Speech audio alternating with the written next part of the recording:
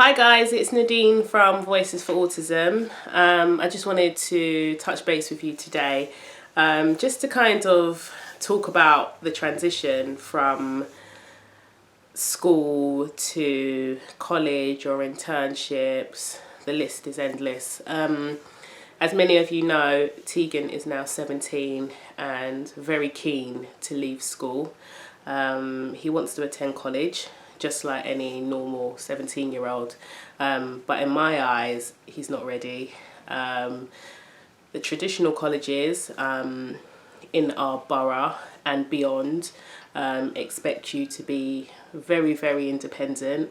And my worry is not so much in the classes, but more break times, lunch times, travelling to and from, because Tegan is a big boy. He's 6'2", 6'3", and he wants to fit in.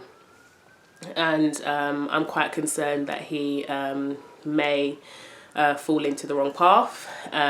He may fall in with the wrong crowd, and that's boys and girls. He is quite vulnerable, but at the same time, he's got a good head on his shoulders. But I wouldn't want to put him in that path really. So of late, I've been going around looking at different colleges and establishments to see what's right for Tegan. Unfortunately for us autism parents, there's not a lot out there. If you're looking at residential, they're very far, which means your child would stay in residential care Monday to Friday and come home at the weekend. I can't envision me doing that with Tegan. Also, Tegan isn't very academic, so what he's been doing is accreditations and things like that, so a lot of functional life skills.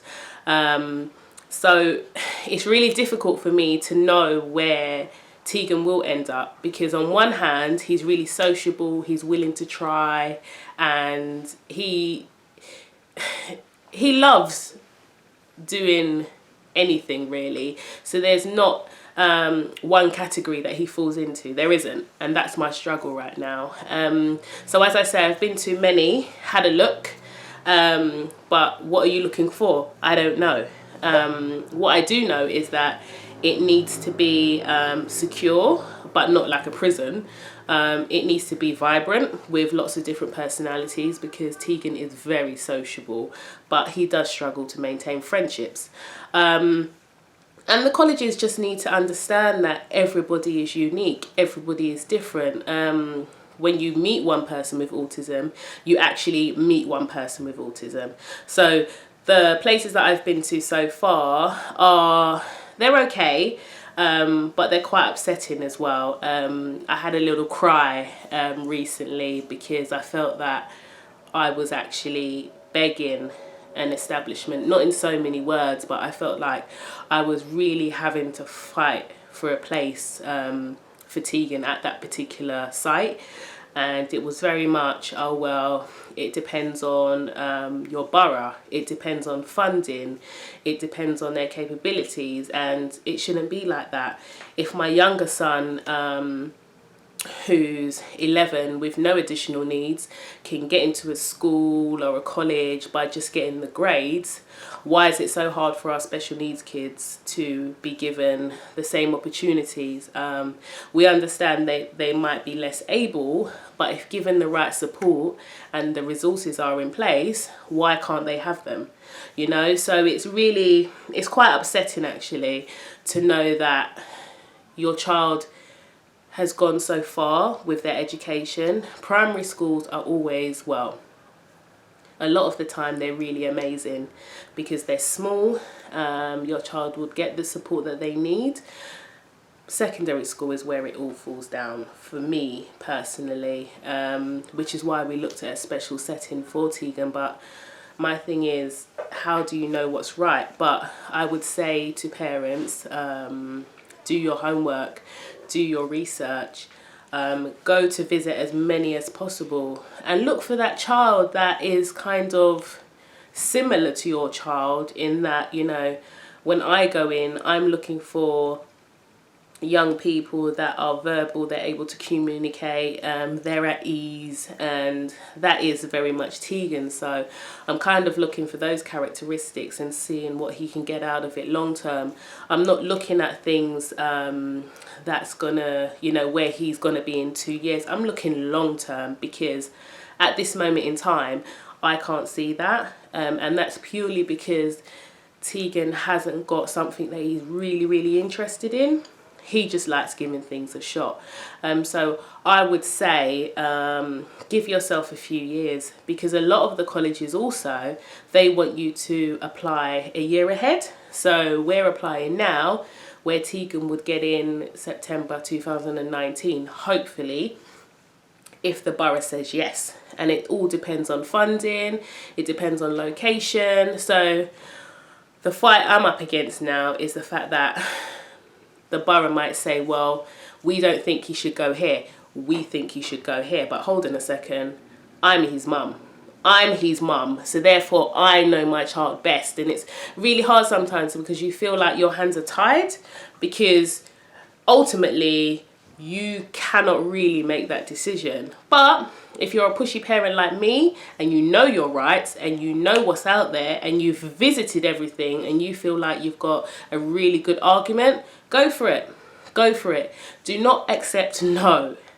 Okay? If it's a no, I need to understand why, and I need that in writing, because I'm always going to challenge you. I'm always going to challenge you. So over the next few months, we're going to be visiting as many places as possible. I'm not interested in residential. It has been offered to us before. I'm not interested in that. I cannot accept that my baby is going to live outdoors away from his mum. I don't care how old he is, he's not going anywhere. But who knows? Who knows? In years to come, he might want to do supported housing.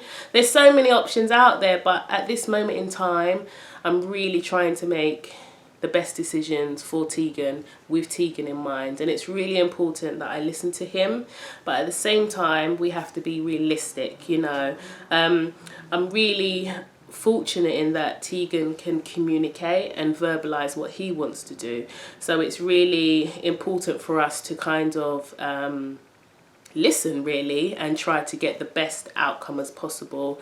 It is daunting, it is challenging, it's really hard. It's really hard. I can honestly say that I did not think that it was going to be as hard as it is. I thought that as he got older, it would get easier, but I feel like it's getting harder, and I feel like my hands are being tied, because there's so much budget cuts, there's so many like things happening within boroughs and departments, and failings here and failings there, and you know, I'm quite hot-headed and fiery, and I don't want to get myself in trouble. I'm just trying to do the best for my son, but I'll keep going. You have to keep going.